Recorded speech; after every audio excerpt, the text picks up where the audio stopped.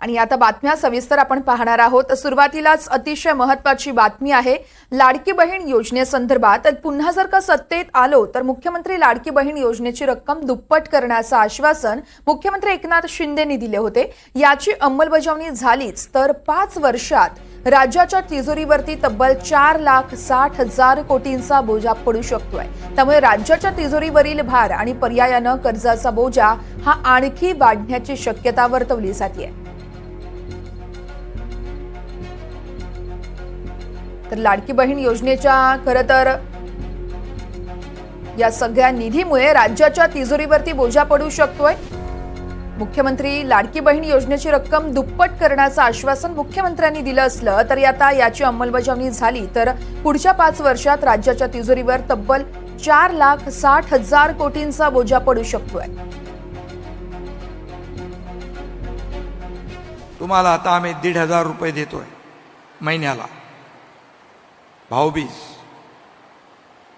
वर्षाला 18,000 रुपये। ही योजना अशीच चालत राहणार आहे। उद्या सरकारची ताकद वाढली, तुम्ही सरकारला आशीर्वाद दिले, सरकारची ताकद वाढली तर 1,500चे 2,500 होतील, 2,500चे 2,000 होतील। तुम्हाला सांगतो, तुम्ही बळ दिलं 2,500 होतील। आणि त्याही पेक्षा दादा तुम्ही बरोबर त्यांना सांगा, बरोबर हिशोब पैशाचा मॅट्रिक मला काय, मला सांगायचं आणि तुमच्याकडून करून घ्यायचंय। 2,500चे 3,000 होतील आणि सरकारची ताकद वाढली, आर्थिक बळ, कारण हे सरकार आपलं मजबूत सरकार आहे आणि आम्हाला तुम्हाला देताना 3,000पेक्षाही जास्त देण्याची ताकद आली तर तुम्हाला देताना आम्ही कधी हात आकडता घेणार नाही।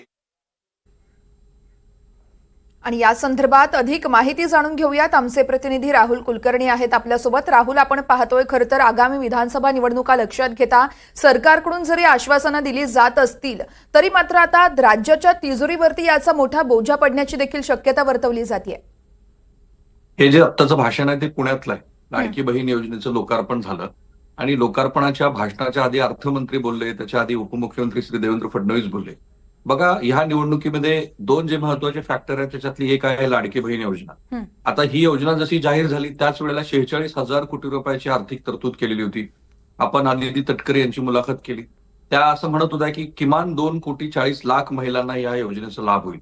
म्हणजे लाभार्थ्याची संख्या वाढली आणि मुख्यमंत्री म्हणतात त्याप्रमाणे 1,500 वरून जर हे अनुदान 3,000 पर्यंत गेलं तर साहजिकच आहे की 46,000 कोटी रुपयाची ही वार्षिक योजना किमान 96 ते 1,00,000 कोटी रुपयावरती जाईल। आता हे जे गणित आहे ते 5 वर्षाचं जर आपण घातलं तर किमान 4,60,000 ते 5,00,000 कोटी रुपये वर्षाला, अशा 5 वर्षासाठी अशा पद्धतीनं ही योजना ही महाराष्ट्र सरकारच्या तिजोरीवरती भार टाकणार आहे। अर्थात फिस्कल रिस्पॉन्सिबिलिटी आणि बजेटरी मॅनेजमेंट नावाचा एक कायदा आहे जो अर्थमंत्री पी चिदंबरम असताना या देशाच्या संसदेने मंजूर केला आणि त्यानंतर आपल्या राज्याच्या आर्थिक नियोजनाचं काम हे अर्थमंत्र्यावरती आणि त्या राज्यावरती दिलेलं आहे। आता हीच योजना जाहीर झाल्यानंतर ही आणि इतर तत्सम योजना महाराष्ट्र सरकारच्या सध्याच्याच बजेटमध्ये वित्तीय तूट ही जवळपास 2,00,000 कोटी रुपयावरती गेलेली आहे। आता हीच वित्तीय तूट ही वाढत वाढत जाईल 5 वर्ष जेव्हा पूर्ण होतील, म्हणजे प्रत्यक्षात हे सरकार सत्तेवरती आल्यानंतरची ही सगळी आकडेवारी आहे। पण त्याच्या आधीचं पण चित्र काही फारसं समाधानकारक नाहीये। पण याकडे लक्ष कोण देणार, कारण लोकसभा निवडणुकीच्या नंतर लगोलग ही योजना जाहीर झाली आणि विरोधी पक्षाला सुद्धा या योजनेचं महत्व कळलंय। म्हणून महाराष्ट्र राज्याचे माजी मुख्यमंत्री पृथ्वीराज चव्हाण काल असं माध्यमांना सांगत होते की या योजनेसाठी 31 ऑगस्ट ही जी मर्यादा घातलेली ती मर्यादा काढून टाका। म्हणून एकीकडे राजकीय लाभ, दुसरीकडे महाराष्ट्र सारखं राज्य की जे एरवी जे आरबीआयनं घालून दिलेली वित्तीय तुटची मर्यादा आहे 3.5% ते ओलांडून आता 5% वरती पोहोचलेलं आहे।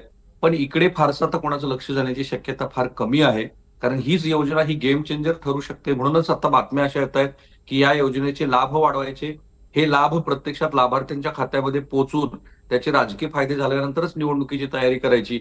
असं असताना दुसरीकडे हे जे अर्थविषयक आकडे येत आहेत ते सांगतायत की महाराष्ट्र राज्याच्या तिजोरीवरती, ज्याला आपण अर्थशास्त्रीय भाषेमध्ये फ्रीबीज म्हणतो, पंतप्रधान ज्याला रेवडी म्हणतात, तर या पद्धतीच्या योजनामुळे आर्थिक भार मोठा वाढणार आहे। अर्थात त्यातला दुसरा मुद्दा पण आहे की काही अर्थतज्ञ असं म्हणतात की अशी थेट लाभार्थ्याच्या हातामध्ये जर पैसे गेले तर त्यामुळे अर्थव्यवस्थेला चालना पण मिळू शकते.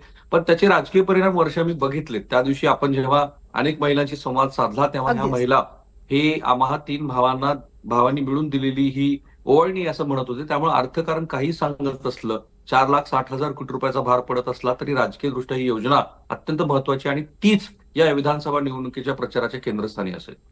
निश्चितच त्यामुळे विधानसभा निवडणुकीमध्ये ही योजना कशी गेम चेंजर ठरू शकते ही पाहावी लागणार आहे. तुर्तास धन्यवाद राहुल, आपण दिलेल्या सविस्तर माहितीसाठी.